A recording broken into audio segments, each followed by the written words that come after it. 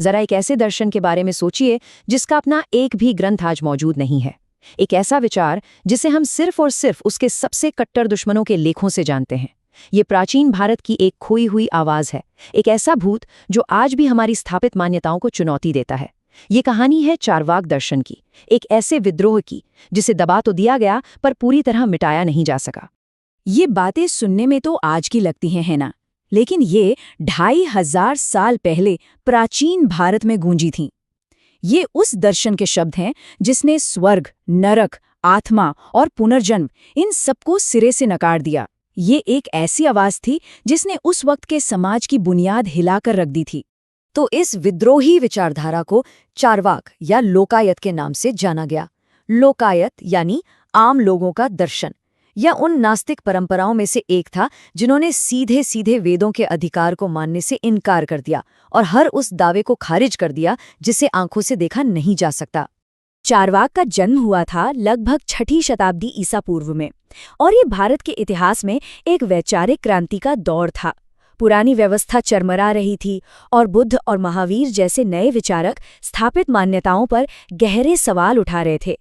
इसी बौद्धिक तूफान के बीच चारवाक सबसे कट्टर और मुखर आवाज बनकर उभरा था। तो सवाल ये उठता है कि एक ऐसा दर्शन जो लगभग सब कुछ नकारता है, वो आखिर सच किसे मानता है? चारवाक का जवाब सिर्फ एक शब्द में छिपा है, और यही शब्द उनके पूरे दर्शन का आधार है। देखिए, चारवाकों का सिद्धांत बहुत सीधा सा था।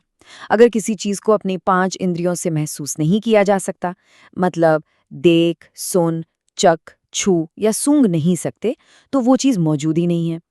ज्ञान का, सच्चाई का बस एक ही रास्ता है, प्रत्यक्ष अनुभव। बाकी सब कुछ या तो कल्पना है या फिर धोखा। हाँ, लेकिन एक सवाल तो मन में आता ही है ना?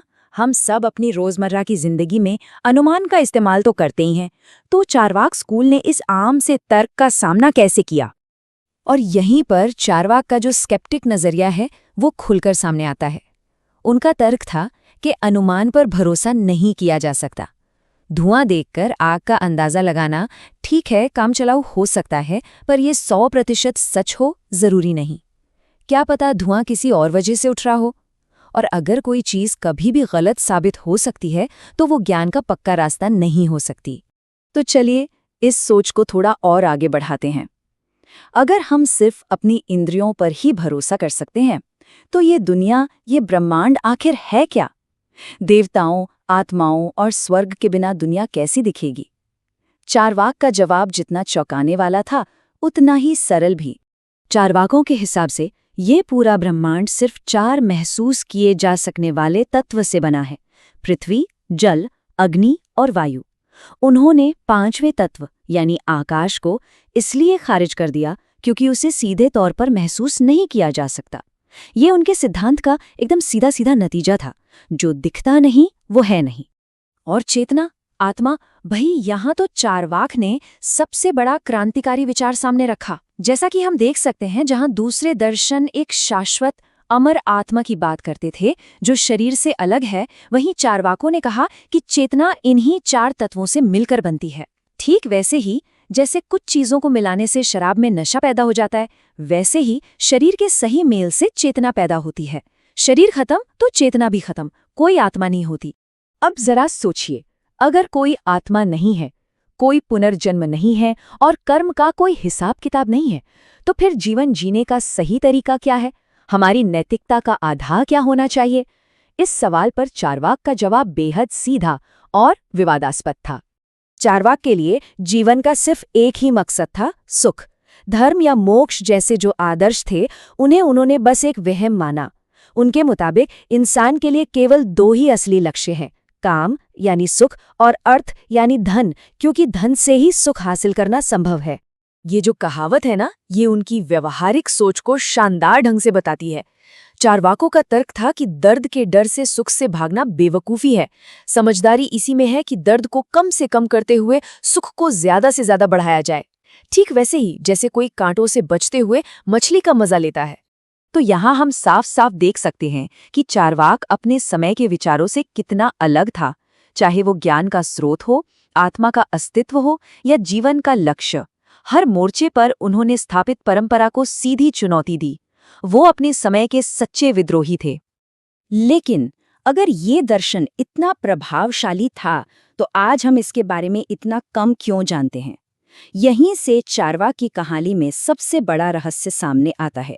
एक ऐसी पहेली जो इसे एक भूतिया दर्शन बना देती है।